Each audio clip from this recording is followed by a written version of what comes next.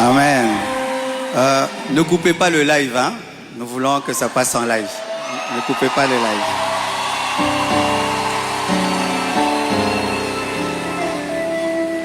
Tout d'abord, j'aimerais recevoir le pasteur Dibobo qui nous honorait de sa présence. Il va se tenir debout. Merci beaucoup. Un homme de Dieu formidable. Quand on a reçu les appels, tout le monde voulait rester à Kinshasa. Il est allé à Lodja, c'est ça? Il est allé à Bangui. Et là-bas, il a fait un grand travail. Ça fait des années, mais je suis très heureux de le revoir aujourd'hui. Et c'est pour moi un signe prophétique d'un recommencement, de te voir. Merci beaucoup. Je bénis aussi la présence de mon fils Peter qui est là. Et bientôt, nous irons à Pointe-Noire pour un grand travail. Merci beaucoup. Alors, j'aimerais vous dire qu'après le séminaire, après 25 matins, nous aurons équilibre. Après équilibre, nous aurons un séminaire qu'on appelle profondeur avec le pasteur Sanogo. Donc, on a 3 grandes actions. Alléluia. Aussi, mon 8e livre est disponible pendant ces 25 matins. 30 clés pour transformer la souffrance en force. 30 clés pour transformer la souffrance en force. Comment tu peux transformer la mer rouge en tapis rouge. Vous savez ce qui m'est arrivé, le départ de Maman Blanche. Et Dieu m'a enseigné des choses pour sortir de cette grande douleur. Et j'ai écrit cela dans ce livre. Tu as perdu un proche, tu as perdu un ami, tu as perdu quelqu'un. Lis ce livre, tu pourras sortir du deuil parce qu'il y a des gens qui ne veulent pas sortir du deuil. Dieu veut que tu sortes du deuil parce qu'il y a un projet d'avenir pour toi. Amen. Alors, vous remarquez la présence de quelqu'un à côté de moi.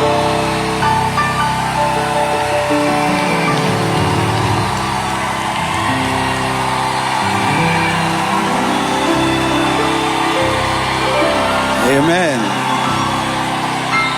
Est-ce que je peux maintenant parler? Amen. Alors, beaucoup de gens posent la question, elle est d'où, elle est qui? Même des gens me posent la question, même sur ses cheveux. Est-ce que ce sont ses vrais cheveux? Mais les Congolais, nous sommes graves, hein? Même les cheveux de quelqu'un, vous suivez. Elle est malienne, elle a aussi des origines libanaises, donc c'est un mélange comme moi aussi.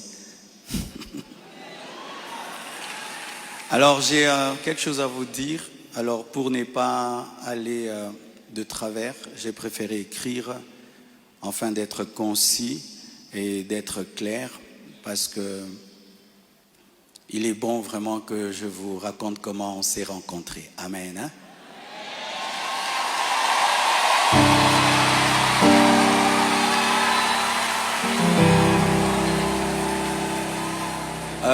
Est-ce qu'il y a quelqu'un qui parle en lingala? J'aimerais aussi que ceux qui parlent le lingala entendent. Qui interprète bien le lingala et qui est bien habillé?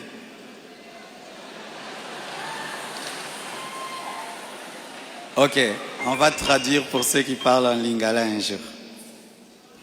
Chers frères et sœurs, après le décès brusque de Maman Blanche, j'ai traversé l'une des saisons les plus sombres de ma vie. J'étais au bord de la dépression, même de l'AVC et même de la mort. Mais beaucoup ne s'en sont pas rendus compte, car je faisais l'effort de rester fort pour vous encourager et pour que l'Église ne devienne pas un lieu de deuil permanent.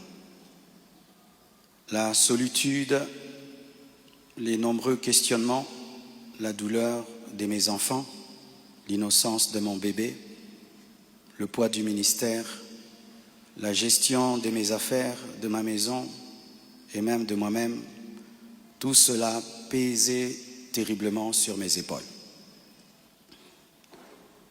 Il m'arrivait de sécher mes larmes avant de prêcher et de pleurer dans mon bureau après avoir prêché.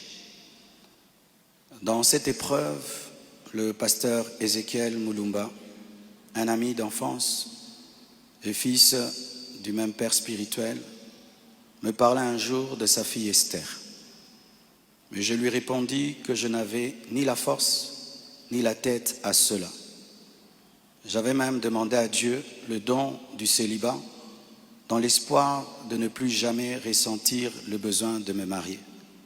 Mais Dieu ne répondit pas à cette prière.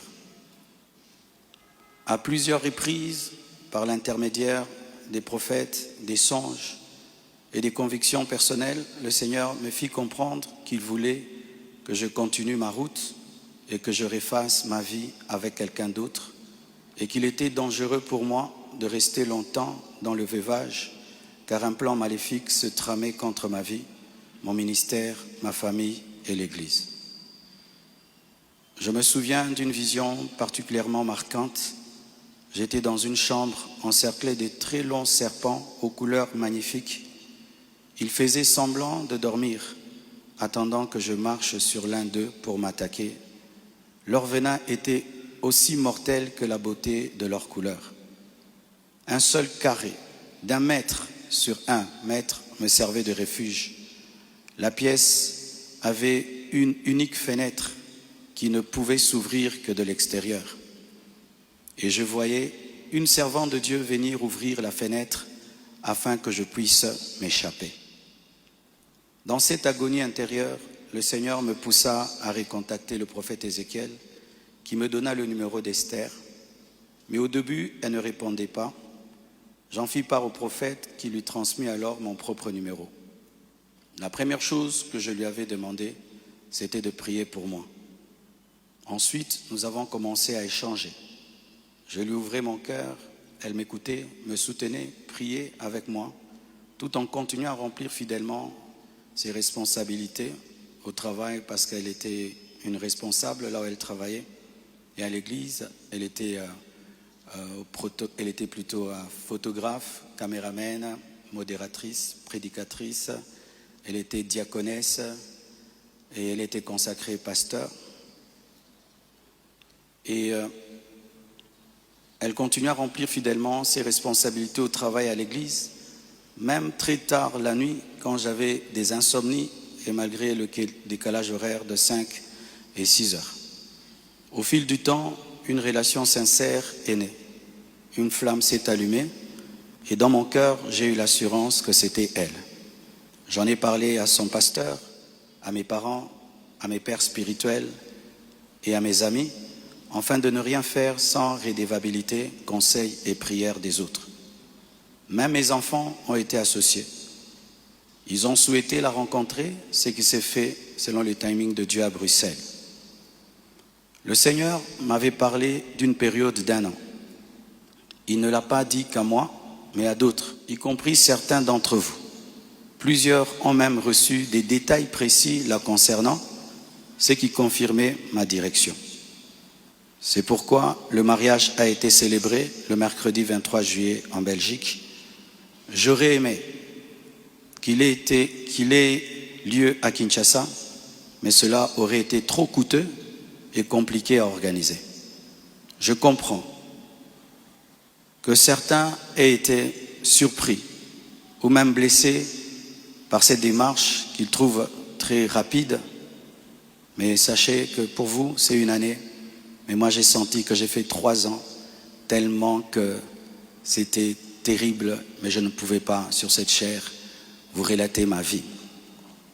Si cela vous a offensé, je vous présente mes excuses les plus sincères, mais sachez ceci, le Seigneur s'est servi d'Esther pour que mes enfants, après avoir perdu leur mère, ne perdent pas leur père, pour que la compassion ait toujours un pasteur debout.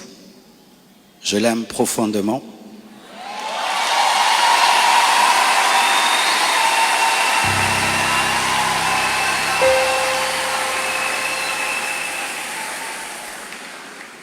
Je l'aime profondément. Elle n'est pas venue pour effacer la mémoire de Maman Blanche, mais pour continuer l'œuvre, comme Élisée après Élie, avec humilité et soumission à Dieu.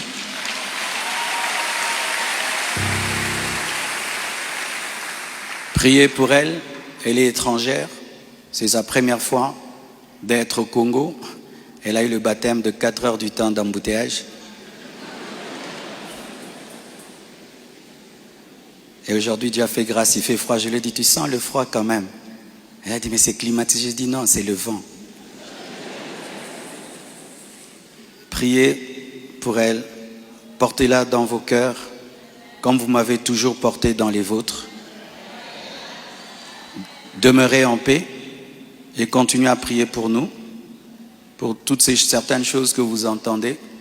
Je vais clarifier ça progressivement, avec le temps de Dieu, dans l'amour, dans le pardon et dans la sagesse, sans rancune. Et merci de tout cœur et que Dieu vous bénisse abondamment.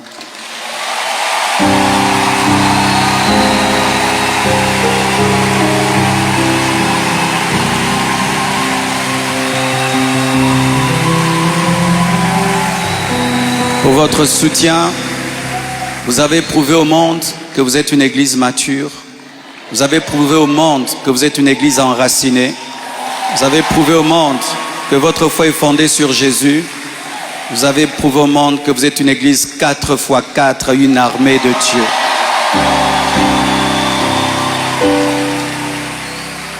Des fois, j'ai dit à Dieu, tu as beaucoup de serviteurs, pourquoi tout ça c'est moi? Il y a beaucoup d'églises au Congo, pourquoi la compassion, la pluie, les écrans qui tombent sur les gens? Mais nous avons une grande destinée. Un jour, nous comprendrons pourquoi tout ça. Alléluia.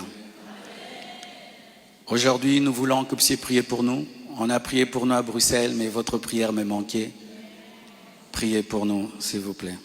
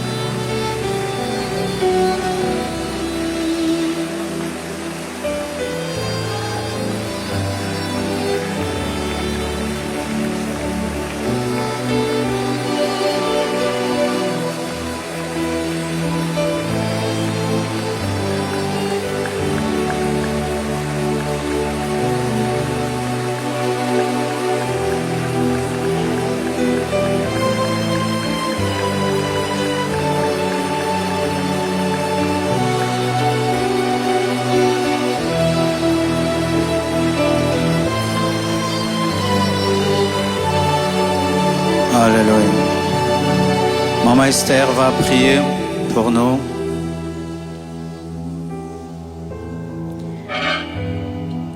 Seigneur, nous voulons te rendre grâce ce matin pour cette première journée, ce premier matin des 25 matins. Nous te rendons grâce éternelle pour tout ce qui a pris place en ce lieu. Nous te disons merci Seigneur parce que nous avons déjà expérimenté ta présence. Nous pouvons palper et sentir ta présence en ce lieu. Et pour cela, nous te rendons des actions de grâce. Nous ne prenons pas part pour acquis ta présence, mais nous savons que c'est un privilège que tu nous accordes de la manifester en ce lieu. Et c'est pourquoi ce matin, nous te disons merci. Nous te recommandons également les restants des 25 matins.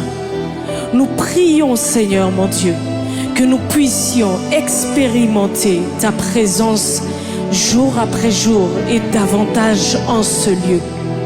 Que nous allions dans une profondeur de ta présence. Nous allions encore plus en profondeur dans ta présence. Que nous expérimentions, Seigneur, une dimension que nous n'avons jamais expérimentée auparavant.